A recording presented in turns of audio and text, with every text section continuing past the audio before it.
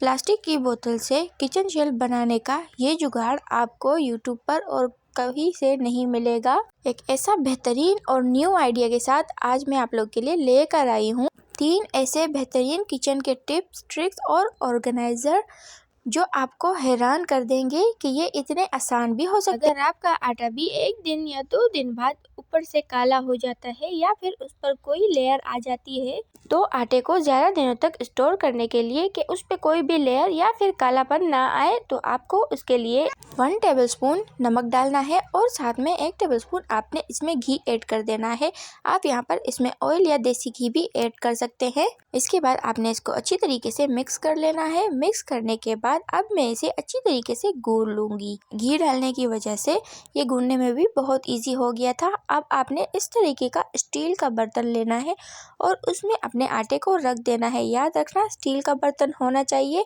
Plastic में वो उतने देर तक स्टोर नहीं कर सकते, क्योंकि मैं पहले भी बता चुकी हूँ कि प्लास्टिक में चीज़ों को रखना मुनासिब नहीं, उससे बहुत सारी बीमारियां बनती है। अब मैंने अपने हाथ पर घी लगा दिया है और पूरे आटे को इस तरीके से स्प्रेड कर दिया है घी को।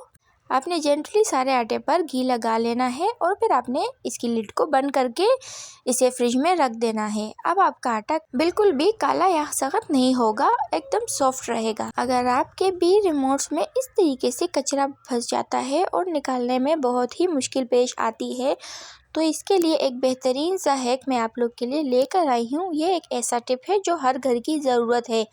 इस तरीके का 10 रुपए का स्लाइम बच्चों के खिलौनों के लिए बाहर से इजीली मिल जाता है। ये बच्चों को बहुत पसंद आता है और वो खेलते भी हैं। आपने सीधा इसे बच्चों के खिलौनों में से ही उठा लेना है।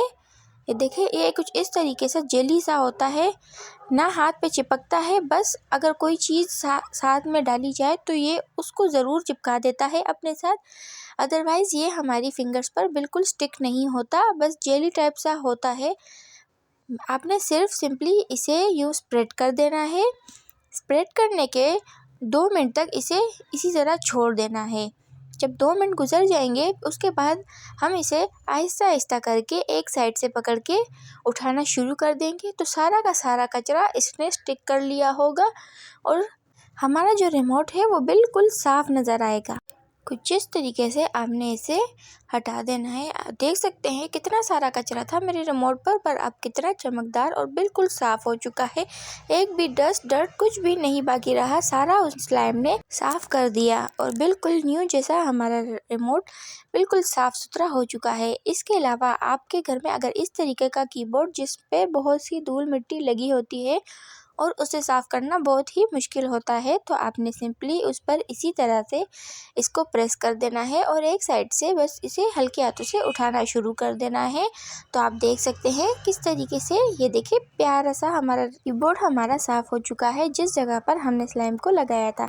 अब इसी तरह मैं सारे कीबोर्ड को साफ़ कर दूँगी। सिंपली अपने स्लाइम को इस पर रखूँगी और गोल गोल गोल गोल घुमाती रहूँगी, तो इससे मेरा सारा कीबोर्ड बिल्कुल साफ़ हो जाएगा, बिल्कुल न्यू की तरह हो जाएगा। ऐसे लगेगा कि इस पे कोई पॉलिश की गई हुई है। ये हैक आपने लाजमी ट्राई करना है, इससे हमारा कीबोर्ड बिल्कुल साफ़ सुथरा हो जाता है। प्लास्टिक की बोतल से एक ऐसा किचन ऑर्गेनाइज़र यानी किचन शेल्फ बनाने का ऐसा तरीका यूट्यूब पर आज तक किसी ने नहीं बताया होगा। आज मैं आप लोग के लिए फ्रेश आइडिया के साथ ये हैक लेकर आई हूँ। ऐसा ऑर्गेनाइज़र जो हमारे बहुत सी चीज़ें रखने के काम आ जाएगा। अब बड़े बड़े शेल्फ रखने की या लेने की ज़रूरत ही नहीं। अगर गीले बर्तन किचन में बहुत मेस फैला देते हैं तो उसके लिए भी ये बहुत ही बेहतरीन सा तरीका है।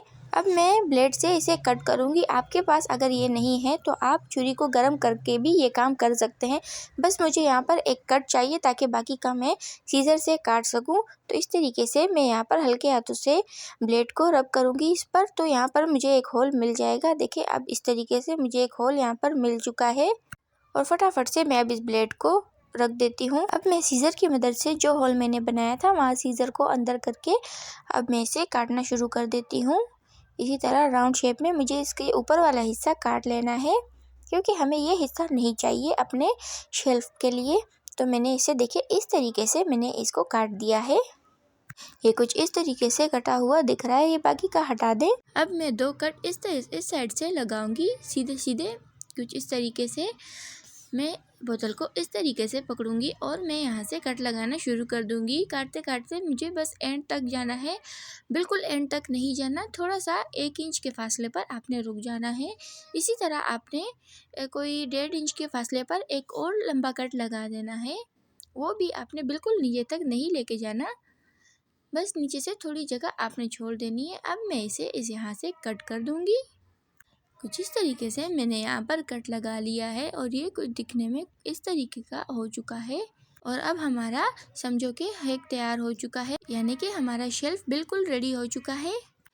यहाँ से देखिए बाकी सारे साइडों से ये बंद है, बस यहाँ पर 2 कट लग चुके हैं जिससे कि हमारा बीच का पार्ट खाली रह चुका है। अब आपने सिंपल इस तरीके के कोई भी कप 1 बाय 1 डाल देना है। देखिए इस तरीके से मैंने 1 कप डाल दिया है, अब मैं 2 भी डाल सकती हूँ। आप इसे अपने सिंक के करीब भी रख सकते हैं। जब आप बर्तन धो लें यानी अपने कप्स वॉश कर लें तो आपने इसमें यहाँ पर इस तरीके से अपने कप 1 बाय 1 डालते जाना है। इसके अलावा आप इसके नीचे से यहाँ पर कुछ होल भी कर सकते हैं, ताकि अगर आप सिंक में बर्तन वॉश करें तो फिर आप इसे कप्स को डायरेक्ट डालते जाएं और यहाँ से पानी हमारा ड्रेन होता जाएगा। तो ये हमारा एक ड्रेन वाला शेल्फ भी हो जाएगा, जिससे सारा पानी हमारे कप्स में से निकल जाया करेगा।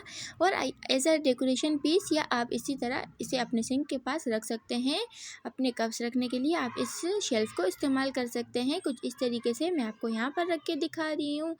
ये दिखने में किचन में कुछ ऐसा लगेगा, दोनों साइड से कितना खूबसूरत।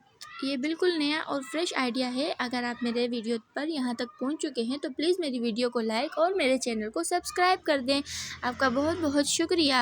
आप कुछ इस तरीके से कप निकाल सकते हैं। देखिए मैंने एक निकाला, यहाँ रख दिया। अब मैं इसे वापस भी रख के दिखाऊंगी कि वाकई ये कोई गिरता विरता नहीं है। ये बहुत ही मजबूत सा शेल्फ चुका है हमारा। आज के लिए इतना ही, तब तक के लिए अल्लाह हाफिज़।